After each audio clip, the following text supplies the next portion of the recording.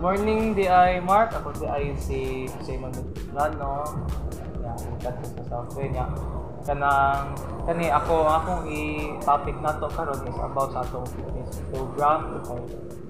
Ikaw may mong napili nga training kabalo ko sa imong determinasyon na ganahan ka mag-exercise, ganahan ka murag naa kay something na ma-achieve yung imong goal sa imong fitness ug sa imong health.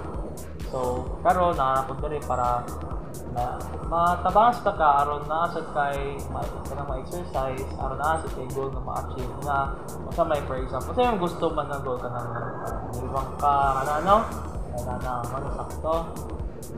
So, sa ako asad na part kanang naasad ko experience po sa ako ang fitness pag last year pag PE1 pag PE na ako, PE1 ako pag first year na ako. Pag first year na ako kay si gaming ga exercise, kung ga exercise kanang una kay warm up kanang murag para ma-strengthen yung muscles ana warm up.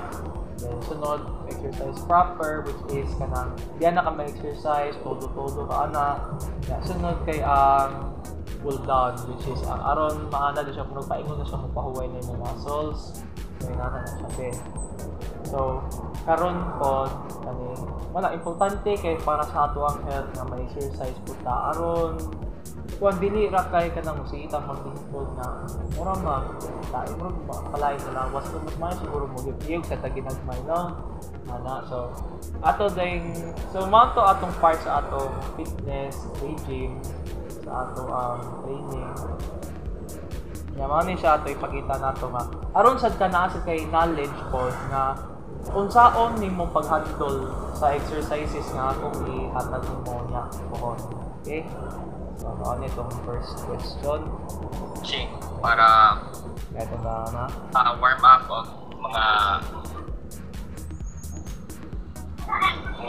once ako sa warm up o mga first question. First question na to. Once ako sa warm up o mga stretching para rest para ma-prevent po ang injury po pa. Ayan sa niya. Aron dili sa prone so kanagong mga pamaol, mga tikugan, inana. Okay, so how long man na imong preparation? Okay, so kani importante jud ni una sa tanan no nga magkuan jud ka before mag-exercise, warm up din na. Warm up involves ka na murag mag-ana, or makalahama ka sa imong arms, imong hips tulog nimo, ana. Kay aron di ka pamaulan sana. Okay, sunod. Mga kuan na siya before sa before ko mo duwa mga 15 minutes before. 15 minutes before exercise. Pwede sad ka mga 5 minutes lang. ang pahuway. After na 5 minutes, rest na sad para prepare na. 15 minutes on. Ayun what comprise of the preparation? Is it just stretching or nakabailain? Stretching na ba? Stretching ra para dili ka puyon.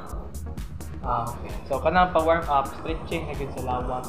Una sa araw dili mabipugan, pamaulan, ina ginagawa natin. Before gid ka mag-exercise, dili ra kay diretso na kang diretso ba o dili ka mag-jumping jacks lang, maayo gid kay na like I can really tell na like healing in different sports.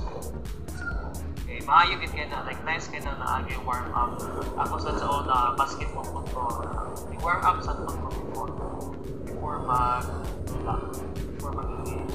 Okay, so ako second question nimo Sir Ryan is have you had injuries? Kanang injuries na dili na inflict sa uban pero injuries that is made just by yourself.